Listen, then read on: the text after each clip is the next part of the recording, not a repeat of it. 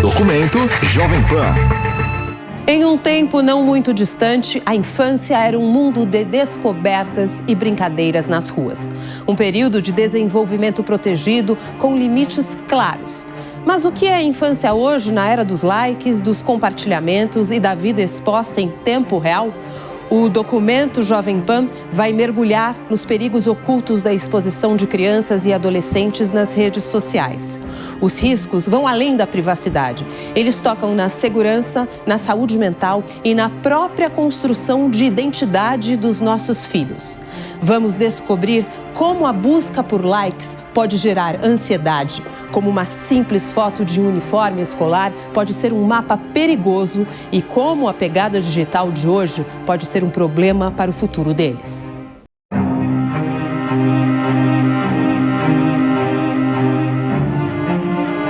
O youtuber Felipe Bressanin Pereira, conhecido como Felca, expôs recentemente um grave problema das redes sociais: a exploração e a sexualização de crianças sob o pretexto da criação de conteúdo. Em um vídeo que viralizou, ele denunciou a adultização de menores, mostrando como influenciadores adultos usam a imagem de crianças em contextos impróprios, como festas e danças sensuais.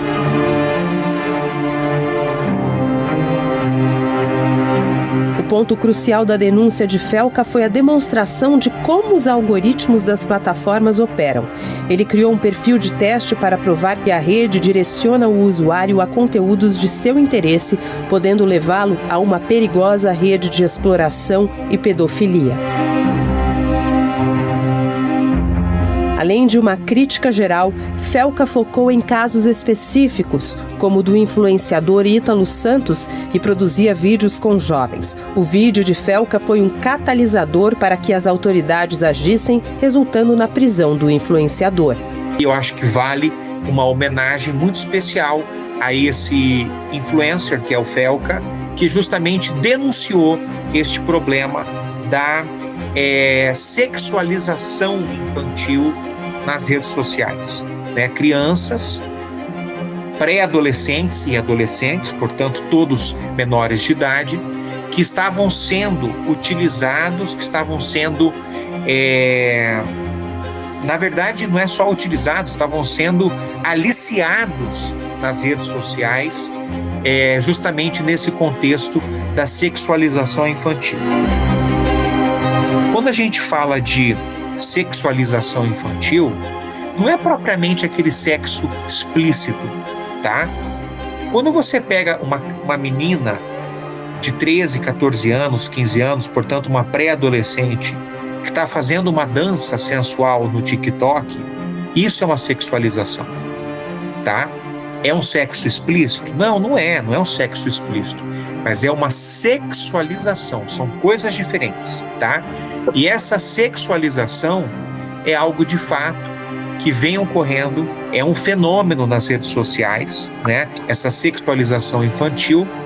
E o que me deixa ainda mais pasmo, enquanto ser humano, enquanto cidadão, enquanto educador, é ver que às vezes os pais estão incentivando isso, buscando até às vezes uma monetização nas redes sociais. Portanto, essa denúncia que este influencer fez, o Felca, é uma denúncia importantíssima, e a prova disso é que o Congresso Nacional já instaurou uma CPI para avaliar isso. Alguns indivíduos já foram inclusive presos, tá? Mas foi necessário que um influencer, que não é autoridade pública, que não é polícia, tá certo? Que não é uma autoridade do Estado, tá certo? É um cidadão comum, como eu, como você. Foi necessário que ele tenha feito isso para chamar a atenção do Estado. Então isso foi realmente algo muito meritório e que eu acho que merece toda a nossa homenagem, porque era um fenômeno muito presente nas redes sociais, mas silencioso, né? Parece que as autoridades não estavam sabendo ou fingiam não saber que isso estava acontecendo.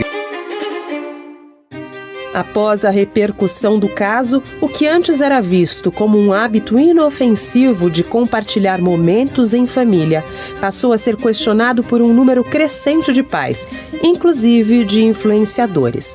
Muitos deles, que usam a imagem dos filhos para criar conteúdo, se viram diante da necessidade de repensar suas práticas. É o que relata a influencer Tarine Guluzian. Eu mostrava o Bernardo logo que a gente começou, há 10 anos atrás, ele tinha acho que 6, 7 anos, e ele estava ali passando às vezes de cuequinha e eu filmava. E minha mãe falava, que absurdo, o menino de cueca. Mas eu não tinha maldade, eu falava, normal, o que é um menininho de cueca, uma criança de cueca? E hoje em dia eu jamais faria isso. Eu, em hipótese alguma, mostraria um filho meu de cuequinha, nem de sunga, nem as meninas de biquíni, que é normal de ver menina de biquíni na praia. Mas agora a gente tem que tomar muito mais cuidado. Então vai ser maiô, vai ser com sainha, não vai mostrar polpinha do bumbum, que é normal uma criança na piscina, assim, com essas vestimentas. Mas realmente o vídeo que o Felca fez mudou minha visão com a imagem com que eu exponho na internet das minhas filhas, principalmente.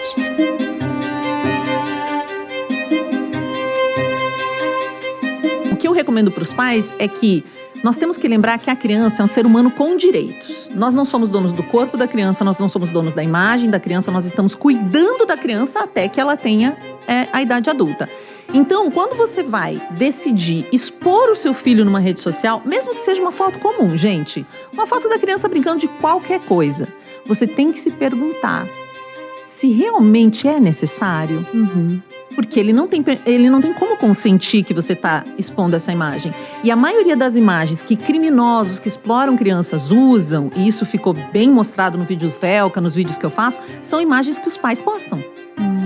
Algumas imagens são produzidas, como no caso do influenciador denunciado, mas muitas são as que os pais postam. Então, primeira coisa, cuidado com o que você vai mostrar na rede. Porque rede social é um local de comércio, não é um álbum de foto. A comunicadora e referência na erradicação da violência sexual online contra crianças e adolescentes, Sheili Calef, esteve presente no podcast Na Real, comandado pela jornalista Márcia Dantas, na Jovem Pan, e definiu o que é a adultização de crianças e a erotização delas. Acho que a gente pode diferenciar um pouco. Adultização é você colocar uma criança numa situação que não corresponde à idade do desenvolvimento que ela está naquela fase. Então, quando eu falo, e as namoradinhas? Pro meu filho de 6 anos, 8 anos, eu tô adultizando, porque namoro não é uma coisa de criança. Quando no ultrassom, eu tô lá vendo, às vezes o pai olha e vê lá que vai ser um menino e fala, olha aí, meu filho, vai ser um garanhão. Essas piadinhas, tem gente que tem a mania de beijar a parte íntima da criança, cheirar, tudo isso é um jeito de adultizar, porque você tá erotizando, você tá colocando, às vezes não é a intenção da família, mas você tá reduzindo muitas vezes o menino à parte íntima dele. Então a gente tem a adultização, que é até o trabalho infantil, tudo isso é adultização e a gente precisa de leis para combater. E a gente tem a erotização, que é um tipo de adultização, que é colocar a criança dentro de qualquer situação ou ambiente. Tem a ver com relacionado, roupa, figurino, tudo? Tudo. Maquiagem, gente. Nós temos uma pesquisa que mostra que 28% das meninas de 4 anos, gente, está insatisfeita com o corpo. Isso é assunto para uma menina de 4 anos, que mais de 50% das meninas entre 9 e 10 anos querem fazer dieta. Isso é um assunto para uma menina de 9, 10 anos? Hoje a gente tem um monte de meninas se maquiando. Maquiagem é algo para uma criança de 5 anos? Quando você tem uma hiperestimulação erótica, sexualizada, de mostrar, de exibir, de tocar, de ressaltar, para uma criança que ainda não tem a sua subjetividade, não consegue entender o que está acontecendo, você está gerando uma pressão, uma emoção que não vai ser bem processada. Eu não sei o que eu estou fazendo. Então isso gera uma distorção, a pessoa fica sem saber quem ela é. E como aquilo dá um prazer imediato, seja ser visto, ser elogiado, ser seduzido, perceber que eu afeto o outro, você cria quase que falando em português assim, você cria uma certa loucura interna, uma cisão. Eu não sei quem eu sou criança, eu sou adulto. O que eu faço com essa emoção? Quem sou eu? E aí, um adulto mais velho se aproveita disso e faz uma violação desse eu. E isso pode ter consequências muito sérias. A pessoa congela, entende? A pessoa congela emocionalmente porque ela não deu conta de lidar com aquela emoção. Ou se é uma criança mais carente, ela começa a se tornar promíscua, porque ela começa a perceber que, nossa, mostrando o olho daquele jeito, ou a roupa daquele jeito, ou andando daquele jeito, ou postando alguma coisa daquele jeito, ou fazendo aquela dancinha ou outra, nossa, todo mundo olha muito para ela, ela começa a achar aquilo legal. Só que aí a hora que vem um adulto, né, que começa a invadir, seja pelo toque, pela fala, pelo olhar, o corpo dela, né? Porque às vezes a gente fala de violência sexual, não é só o toque, é o jeito que eu olho, são as brincadeirinhas, como é que eu boto a criancinha no colo, o que tipo de carinho que eu faço. Por trás da necessidade de exibir a vida perfeita nas redes sociais, muitas vezes há uma motivação que pouco tem a ver com o bem-estar das crianças. Ao postar cada conquista ou momento, alguns pais acabam usando a imagem dos filhos como um reflexo de suas próprias inseguranças e da busca por validação. Esse exibicionismo, tão presente em nossa cultura, ignora os riscos que se escondem na internet. É o que aponta o psicoterapeuta, palestrante e autor da metodologia OPE, Léo Freiman. Você tem que compartilhar as coisas legais dos seus filhos, primeiro com eles, depois com a sua família. Então é o grupo da família, tá? Porque o oposto disso é uma invasão, uma violência enorme em cima da criança, porque você está usando o seu filho de totem narcísico, é o teu troféuzinho. É para dizer, olha o chá revelação maravilhoso que eu fiz, olha a festa linda que eu fiz para Tabata, olha como o Pedrinho cresceu e tá maravilhoso. No fundo, boa parte desse movimento é um movimento exibicionista, narcisista, que revela a terapia atrasada de pai e mãe, entende? É muito adulto que está com a terapia atrasada, que está com o seu ego, né, encolhido, que está com a sua autoestima rebaixada e fica usando do filho como boneco de exposição. Olha que pai maravilhoso que eu sou, olha como eu sou rico e dei essa festa incrível.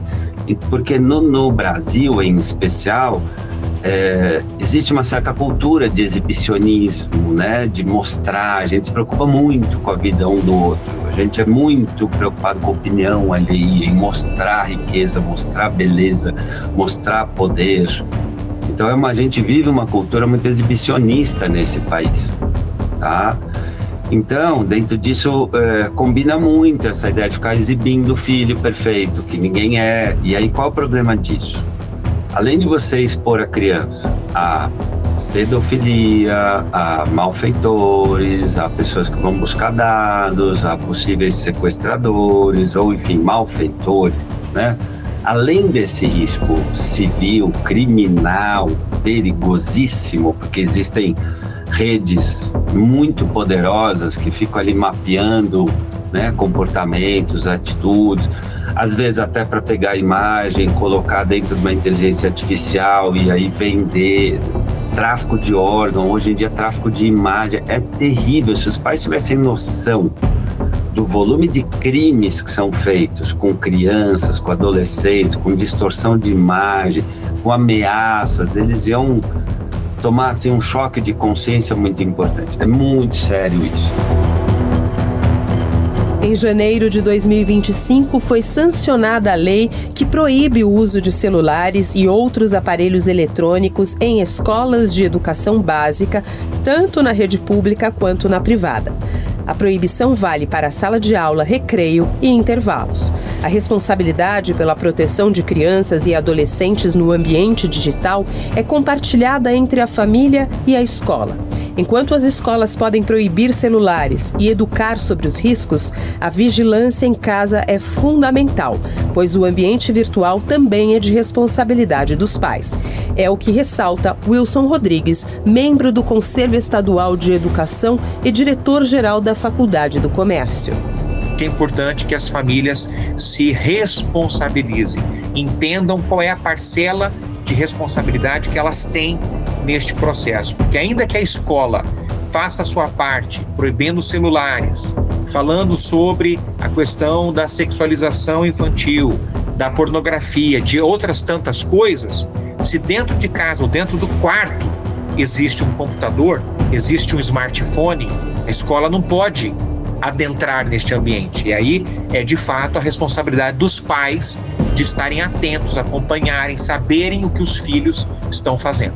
Porque até os 18 anos, o jovem é responsabilidade dos pais. Menor de idade é responsabilidade dos adultos, dos seus tutores, dos seus pais, tá certo? Então é importante que a escola dialogue com os pais no sentido de explicar. Saiba o que o seu filho está fazendo no computador. Saiba o que o seu filho está fazendo nas redes sociais. Saiba com quem seus filhos estão dialogando, estão falando, tá certo? Esse é o primeiro ponto. Então, primeira coisa, na minha avaliação enquanto educador, é este contato entre escola, professores e pais, tá? Segundo ponto, em sala de aula, tá? Apesar de já estar acontecendo um movimento de proibição de celulares, né? Enfim, essa conscientização que começa com a proibição de smartphones, é importante que a escola explique para os alunos, os professores expliquem para os alunos que, ao mesmo tempo que esses jovens, eles têm de dominar as tecnologias, é importante ter muito senso crítico do que se faz com essa tecnologia. De acordo com dados do Centro Regional de Estudos para o Desenvolvimento da Sociedade da Informação, na última década, o uso de internet e a posse de aparelho celular cresceram entre as crianças brasileiras de até 8 anos. De 0 a 2 anos, a proporção de crianças usuárias de internet saltou de 9% em 2015 para 44% no ano passado. Já na faixa etária de 3 a 5 anos, o salto foi de 26% para 71% no mesmo período. E entre 6 e 8 anos, o uso dobrou, passando de 41% para 82%. O promotor de Justiça da Infância e Juventude de São Paulo, Yuri Castiglione, que também esteve presente no podcast Na Real, comandado pela jornalista Márcia Dantas na Jovem Pan, afirma o motivo desses dados serem alarmantes. Toda criança e adolescente, pela nossa lei, pela nossa Constituição, pelo Estatuto da Criança e do Adolescente, é considerado uma pessoa em desenvolvimento. Então, o que significa isso? O que quer dizer quando a lei vem e classifica toda a criança e adolescente como pessoa em desenvolvimento? Significa o quê? Que ele ainda não tem o critério, aqui não é um critério moral, não é um critério religioso, não é um critério de valores, mas sim é um critério biológico. Por quê? O lóbulo frontal, né, da criança e do adolescente, ele ainda não está completamente formado. Em razão disso, ele ainda não tem condição de compreender plenamente aquilo que ele está fazendo, aquilo que ele está sendo exposto, aquilo que ele está expondo. O córtex pré-frontal é a área do cérebro localizada na parte da frente da cabeça. Ele é responsável por habilidades cognitivas complexas, como tomada de decisões, planejamento e organização, controle de impulsos e emoções e raciocínio lógico. Essa região é a última a se desenvolver no ser humano. O processo de maturação começa na infância, mas só é considerado completo por volta dos 25 anos de idade.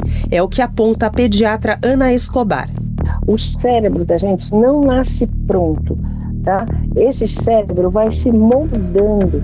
Ele começa a se mudar a partir do nascimento, fazendo um monte de conexões, começa a fazer uma rede, como se fosse um computador se comunicando com outros computadores, com vários fiozinhos. Então ele vai fazendo uma rede de conexão. Isso é super importante, né? Obviamente para a gente. Quanto maior o número de conexões a gente tenha, mais habilidades, vai desenvolvendo as nossas habilidades, até de ouvir, de falar, de pular, de correr, tudo isso. Então, a gente precisa fazer essa rede de conexões. E junto com isso, a gente vai, como a gente chama popularmente, vai encapando os nervinhos. A gente tem um nervinho que tem que ser envolto de uma bainha de gordura, que permite um impulso nervoso chegar. E aí, o que acontece?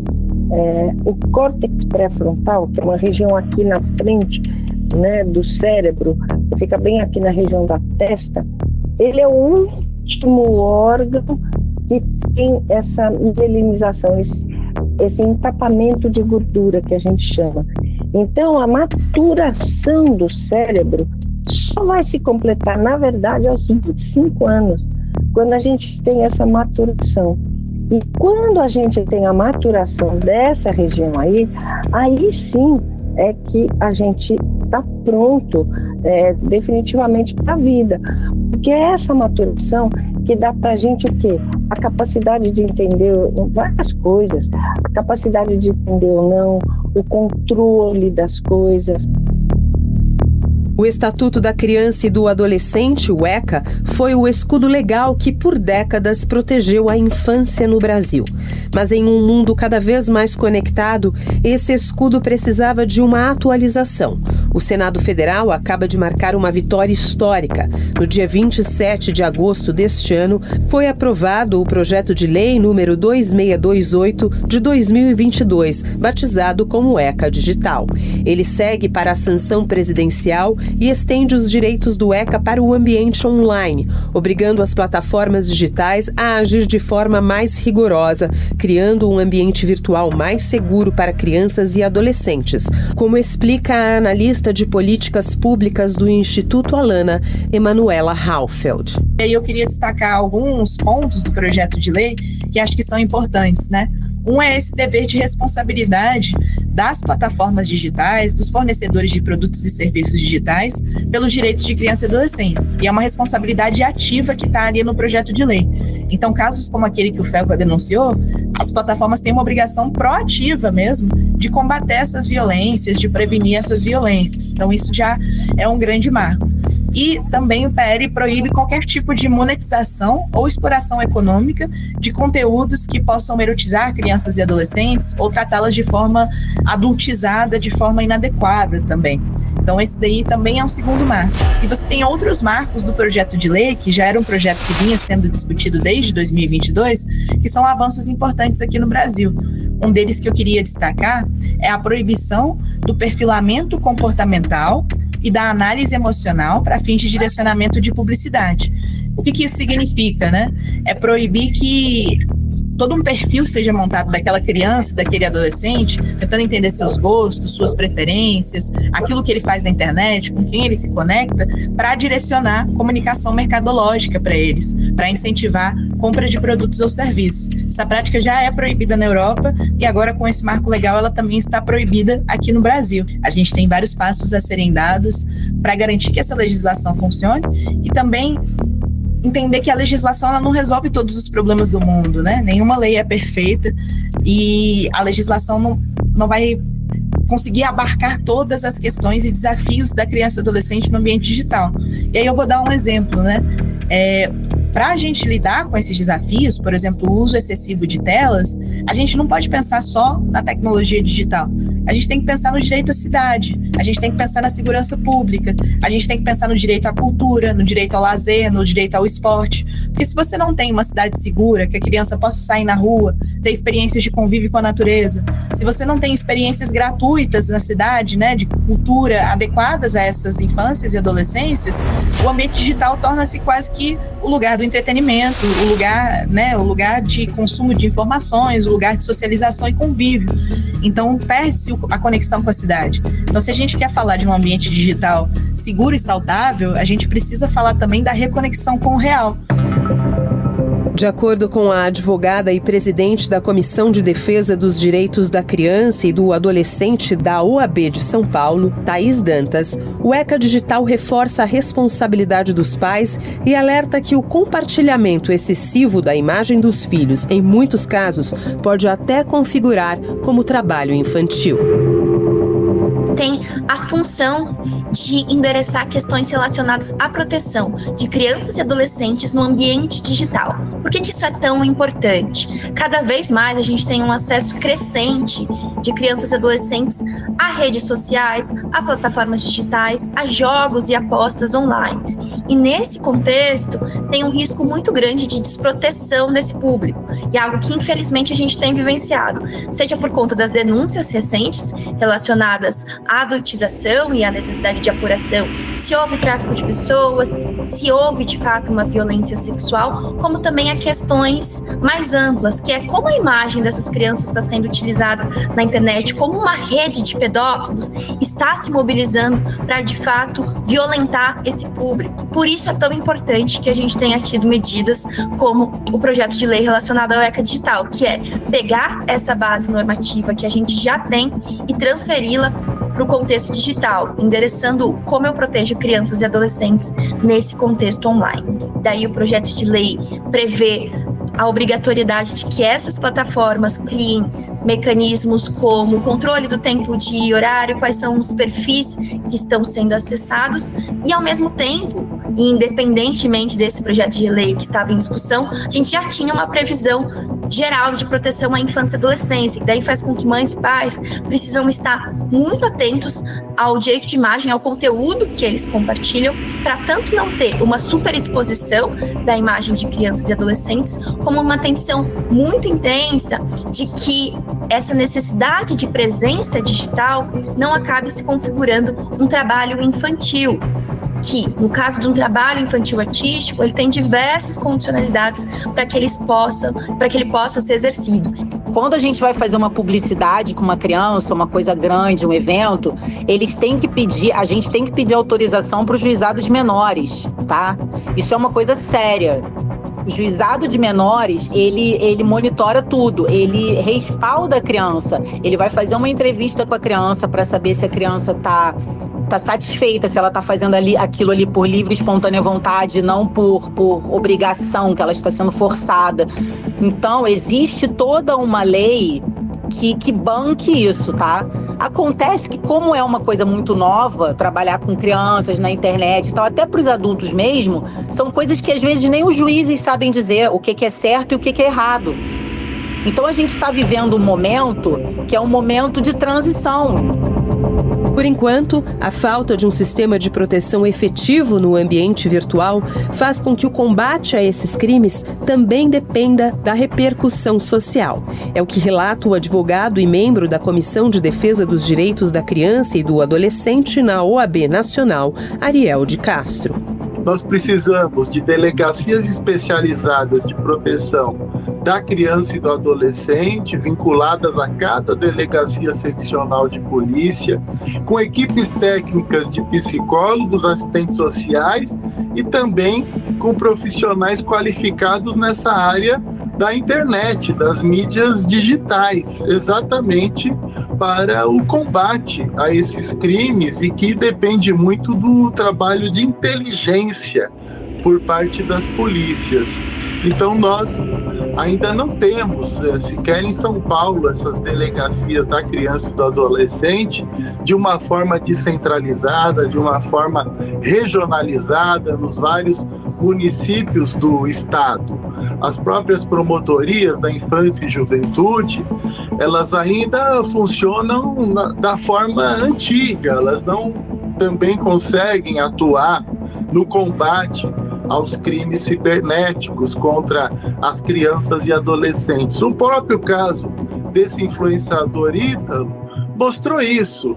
As denúncias vinham desde 2020, os vídeos eram gravados também, então, há 5 anos, e desde o ano passado a promotoria estaria apurando essas situações de exploração sexual infantil que ele estaria realizando, mas não vimos ações efetivas. Precisou um outro influencer fazer uma denúncia que gerasse uma grande repercussão para que, de fato, as autoridades agissem. Então, hoje nós não temos um sistema de proteção da criança e do adolescente que possa, de fato, reagir diante dos inúmeros crimes que ocorrem no ambiente virtual. Então, o que a gente pode fazer preventivamente, como política pública? Primeiro, por exemplo, uma sugestão de política pública, colocar como obrigatória a orientação de crianças sobre como se portar nas redes sociais nas escolas. Perfeito. Colocar isso como um conteúdo obrigatório. Capacitar, sensibilizar todos os educadores. Para que a criança já, na escola, da mesma forma que ela tem que aprender quem descobriu o Brasil, da mesma forma que ela tem que aprender matemática, português, toda a matéria, ela também tem que aprender os riscos que tem na internet, os riscos que tem nas redes sociais. Os algoritmos de redes sociais são um conjunto de regras que as plataformas usam para decidir qual conteúdo mostrar a cada pessoa. O objetivo principal dos algoritmos é maximizar o tempo de tela. Ele interpreta o tempo de visualização como um sinal de que o usuário gostou do conteúdo, entrando em um ciclo vicioso onde conteúdos inapropriados e perigosos são entregues cada vez mais, moldando a experiência online de forma negativa. O próprio algoritmo, ele tá treinado. Eu gosto de falar das pessoas que configuraram, que senão parece que ele é uma entidade. Não, são pessoas que estão Tem gente por trás. Aquilo. Tem gente, tá bom. Ele é configurado para te agradar. Então você tá fazendo reforma, você vai ver um monte de vídeo de reforma. Você vai ficar lá absorvida, né? Sim. Mas além daquilo que você gosta, muita gente fala assim, não, mas só aparece o que a gente gosta, mais ou menos. Quando você é um adolescente, já tem pesquisa disso, de alguns jornalistas que se passaram por adolescentes para ver o que aparece para eles. Então, mesmo sem clicar em nada, só observando o que aparece, curtindo uma ou outra coisa, em 12 dias eles estavam vendo assassinato, que nem deveria ter nas redes. Essa é uma pesquisa que aconteceu. O que eles veem? Aí eu fiz a pesquisa, uma amiga minha também, criamos o perfil, vamos lá, né? Um menino adolescente, ele vê ostentação, pornografia ou erotização, é entregue, mesmo ele sem fazer nada, gente, ele não escolheu nada, está sendo oferecido para ele. Então, e violência e misoginia, né? Ódio contra mulheres, disfarçado de piada. Então, mesmo que ele não queira ver aquilo aparece pra ele. E aí tem uma coisa muito perversa, porque coisas que violência chama atenção. E não quer dizer que ele gosta necessariamente, mas ele fica olhando de curiosidade. E por ele passar mais tempo vendo aquilo, o algoritmo entende que ele gostou e entrega mais. Então, conteúdos que geram ódio, que geram fortes emoções, a coisa da sexualidade no adolescente está aflorando, vai fazer ele prestar atenção. Independente se ele gosta ou não, ele assistiu, o algoritmo entende que ele gostou e vai entregar mais. A responsabilidade pela proteção é coletiva e tem uma disparidade de forças muito grande com as grandes empresas que administram essas plataformas, que as produzem para viciar mesmo, para serem plataformas que realmente pegam o nosso tempo, nossa atenção, porque é assim que se lucra, né? Para a gente não esquecer, então, dessa perspectiva, que a responsabilidade de quem está fornecendo o produto ou serviço é tão importante, tão relevante, quanto a responsabilidade das famílias, que também são responsáveis.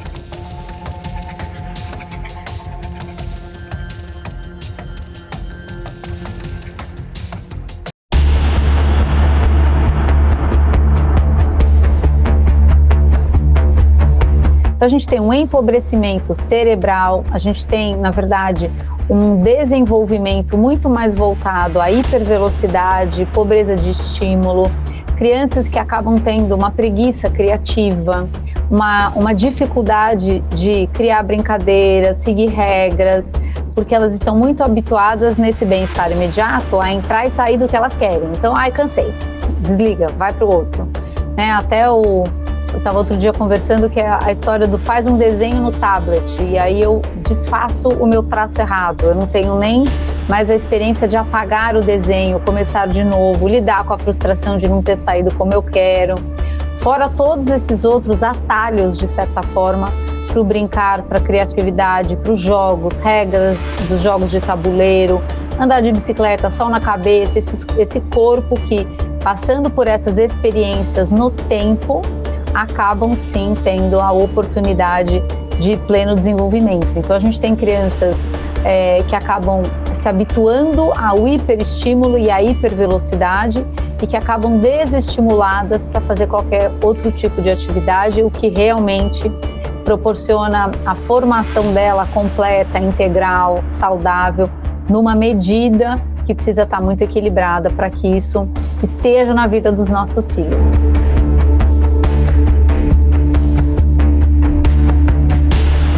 você observar o olho de uma criança, de um jovem jogando, apostando, vendo videozinho muito rápido, o olho da pessoa tá assim. Né? Que é totalmente diferente do movimento ocular quando você tá lendo, que é assim.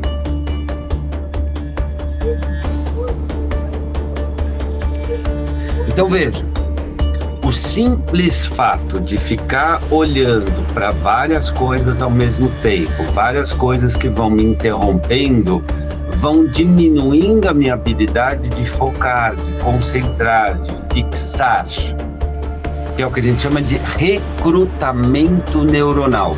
O que significa isso? É como se eu fizesse um exercício de bíceps, uma flexão de braço, um polichinelo, mascasse chiclete, fizesse uma conta de matemática, aí eu faço um exercício de tríceps, um abdominal. Eu posso ficar 1 hora fazendo isso, o que eu vou desenvolver? Nada. Então, hoje você tem jovens, você tem crianças e mesmo adultos que falam assim, nossa, mas eu pego um livro e não consigo ler, porque o cérebro da pessoa se doutrinou, se viciou muitas vezes nessa atenção totalmente entrecortada, totalmente interrompida. Porque nós caímos na ilusão da multitarefa, de que a gente dá conta de fazer várias coisas ao mesmo tempo. Mas as pesquisas mostram que, em geral, as pessoas que acham que fazem várias coisas ao mesmo tempo são as que menos se saem bem. E 2, além de erro, desperdício, da irritabilidade. Pega, por exemplo, um livro, você está lá lendo um livro, você está lá lendo, você chegou no meio do livro, no meio da página, aí alguém te interrompe. Quando você volta, você não volta desse ponto, você tem que voltar antes. Isso gasta uma energia louca, isso dá irritabilidade. Uma das razões pelas quais todo mundo hoje anda muito irritado é por isso que a gente fica pulando de uma atividade para outra, não conclui nada. Então a gente erra mais, se distrai mais, a gente perde tempo, a gente está cada vez pior, cada vez mais irritadiço. Então nós estamos nos tornando cada vez mais pessoas superficiais, irritadiças, dispersas e ineficazes. Entende? E isso gera massa de manobra para ideologias, para salvadores da pátria, para produtos, para empresas que querem fazer nossa cabeça, porque a gente vai deixando de pensar. Aí junta tudo isso com o ChatGPT que vai fazendo a lição de casa do menino, né, que vai começando a preparar o relatório da empresa. O que acontece? A inteligência artificial vai ficando cada vez mais inteligente e a inteligência humana vai ficando cada vez mais superficial.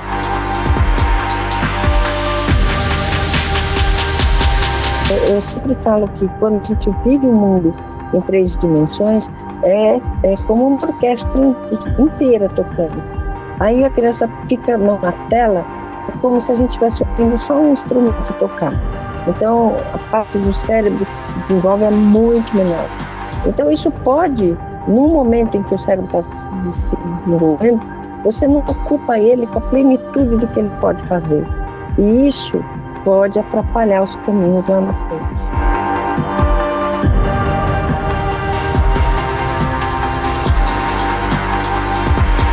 A gente vai ver, na verdade, dificuldade de linguagem, dificuldade de aprendizado no sentido da alfabetização, dificuldade de permanência nas coisas, porque existe esse estímulo tão rápido. Então, normalmente uma criança que vai desenvolver algum tipo de inquietação, ela tem dificuldade de esperar as coisas acontecerem, o começo, meio e fim, ela não está sendo treinada no sentido do processo das coisas. Tudo é muito rápido e isso a gente vai ver lá na frente, né? No desequilíbrio do uso, dificuldade de sono, dificuldade de desempenho escolar, queda, né, de desempenho escolar. A gente vai ver também um espaço de isolamento social, de uma vida mais embotada, mais depressiva, no sentido de contraída, né? Nessa vida mais contraída, eu acabo gerando uma postura de desinteresse e insatisfação. ansiedade, porque afinal de contas, em algum momento, quando entra as redes sociais, eu começo a me comparar, eu começo a pensar que a vida do outro é ótima, fantástica, maravilhosa, e isso não é verdade. Então a gente tem muitos efeitos.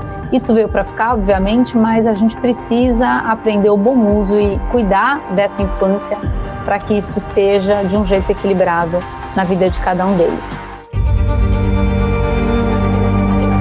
Em resposta à cultura do sharenting, que vem do termo share, que significa partilhar, e parenting, que se refere à paternidade e à maternidade, um número crescente de pais opta por não expor seus filhos nas redes sociais.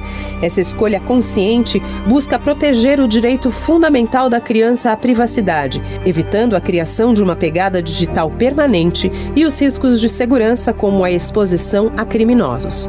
Apesar de enfrentarem pressão social, esses pais acreditam que a recompensa é um ambiente onde a autoestima da criança se constrói de forma autêntica. Longe da validação por likes, para eles os momentos mais preciosos de uma família são aqueles vividos e guardados, garantindo uma infância genuína e privada. Eu tenho 3 filhos, tá? Então eu tenho um filho adulto e eu tenho 2 filhos menores de idade. A princípio, o meu Instagram ele não era profissional.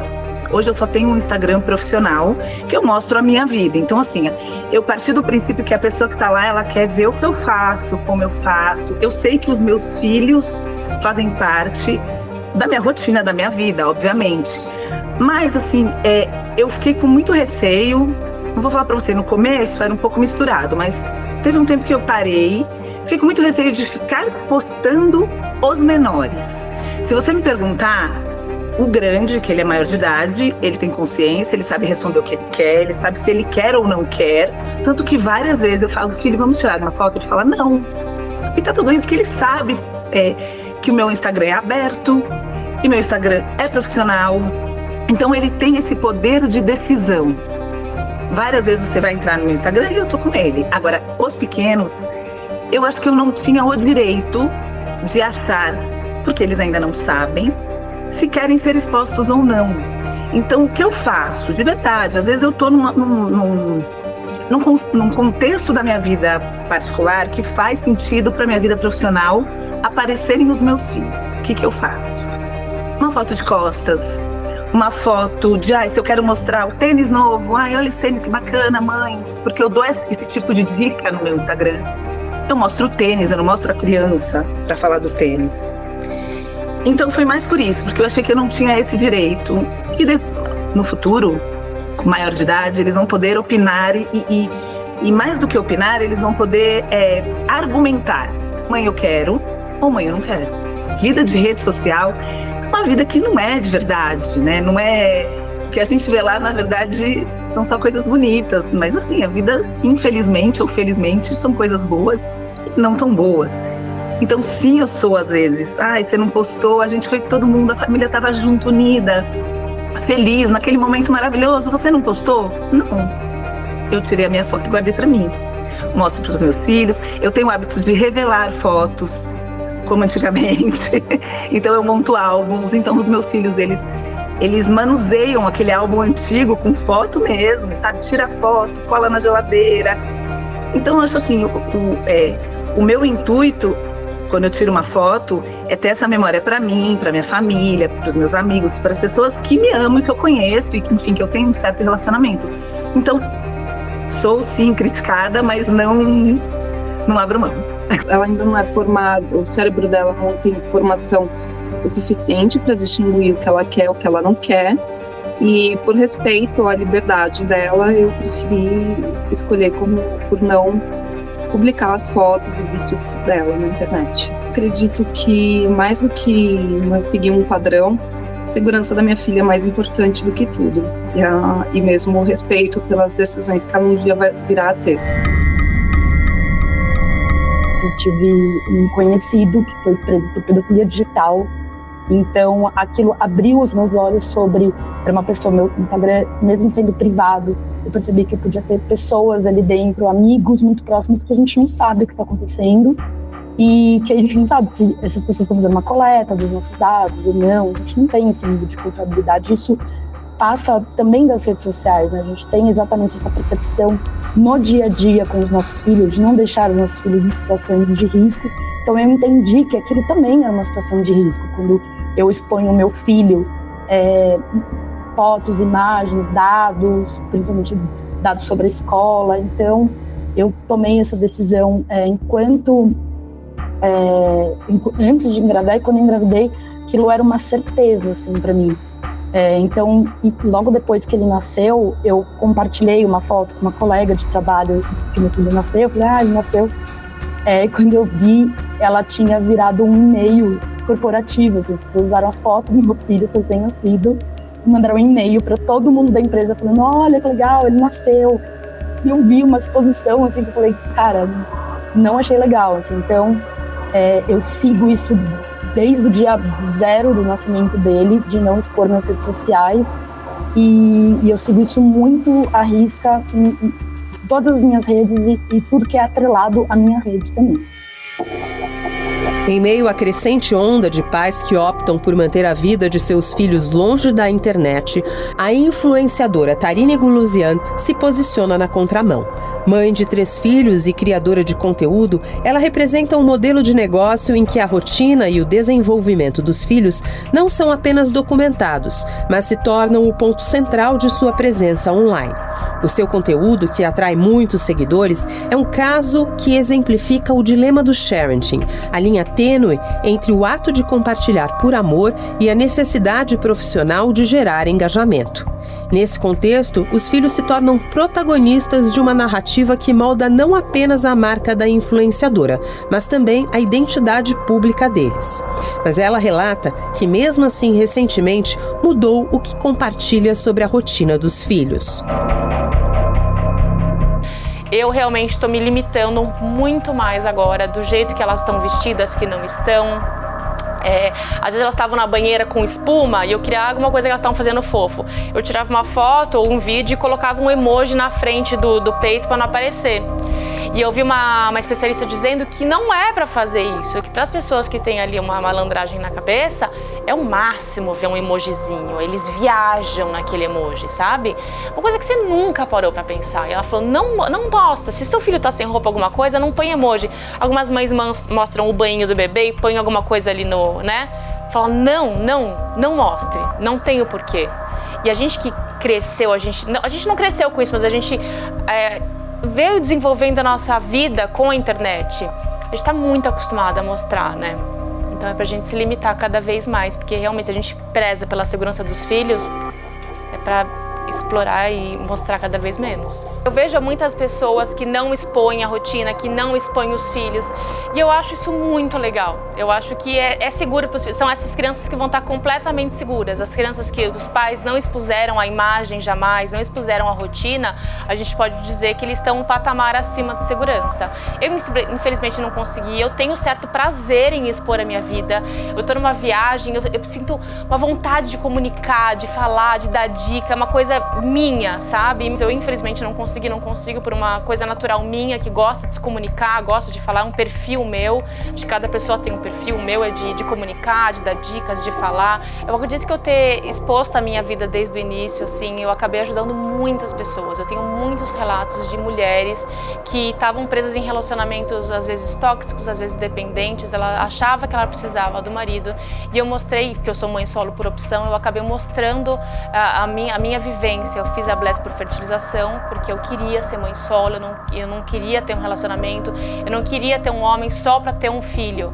Então eu acabei mostrando esse outro lado. Você quer ser mãe, é só mãe que você quer ter, você não precisa estar num relacionamento tóxico, dependente.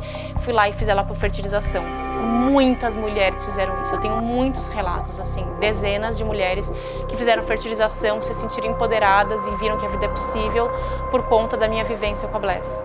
Então isso me deixa muito feliz, saber que eu expus a minha vida para o lado positivo de ser influenciadora, de influenciar para o bem. Então muitas mulheres hoje são livres, são independentes, porque viram que dá para você ser mãe sem precisar de um marido. É claro que não é errado ter um marido, mas é possível.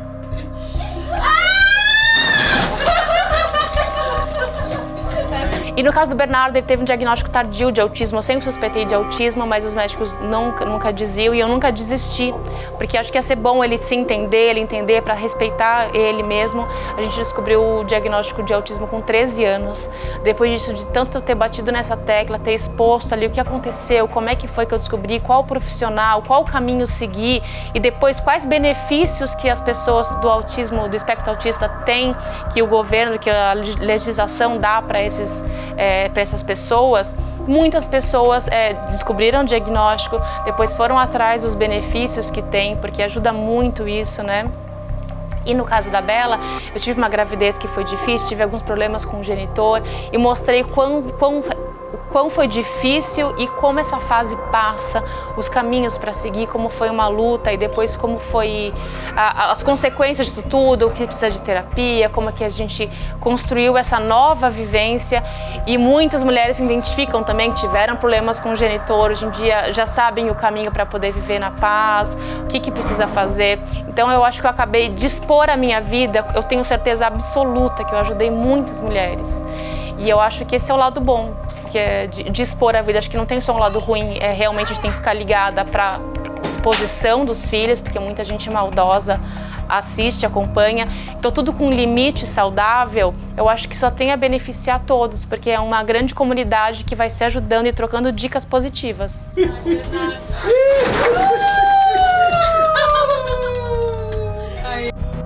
Muitos acreditam que um perfil privado nas redes sociais garante a segurança de suas postagens. Mas essa é uma ilusão perigosa.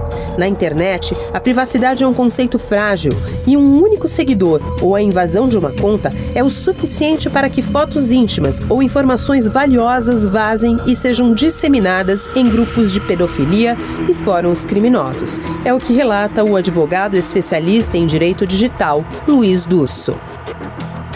Não existe privacidade na internet. Então, quando alguns pais, de maneira inocente, acabam postando foto dos seus filhos num perfil fechado de uma rede social e por causa disso diz, não, meus filhos estão seguros, não forem expostos, ele está iludido.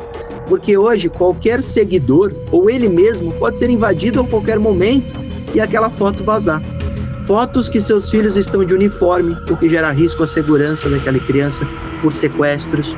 Fotos de viagens, carros, receitas, toda a situação em que a família muitas vezes não deve expor, que chama a atenção de criminosos. E quando há uma exposição dos filhos especificamente, de roupas de banho, na praia, fazendo danças, etc., que deveria ser algo particular e íntimo, acaba sendo exposto para toda a internet, porque mesmo o perfil fechado, ele pode ser passível de acessos de terceiros, como, por exemplo, qualquer servidor ter a sua conta invadida. E aí não existe mais privacidade, essa conta ou essas fotos caem na rede e são disseminadas nesses grupos de pedofilia.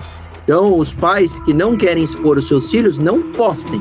Essa é a orientação, porque qualquer postagem realizada, não temos controle a partir do momento em que clicamos no botão publicar. Essa foto simplesmente pode ser disseminada, mesmo que esteja publicada em perfis privados.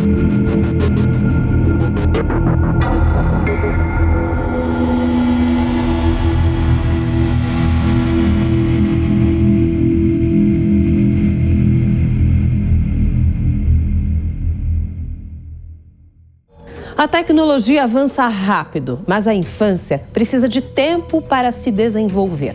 O autor Jonathan Haidt, em seu livro A Geração Ansiosa, Como a Infância Hiperconectada está causando uma epidemia de transtornos mentais, sugere medidas práticas, como o uso de smartphones apenas após os 14 anos e o acesso a redes sociais só depois dos 16 anos. O maior presente que podemos dar a uma criança é um futuro seguro, construído com memórias reais e não apenas por uma pegada digital.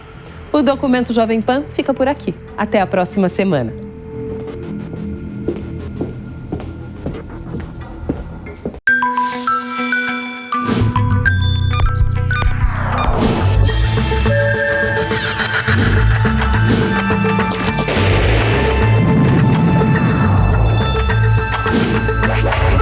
Documento Jovem Pan. A opinião dos nossos comentaristas não reflete necessariamente a opinião do Grupo Jovem Pan de Comunicação. Realização Jovem Pan.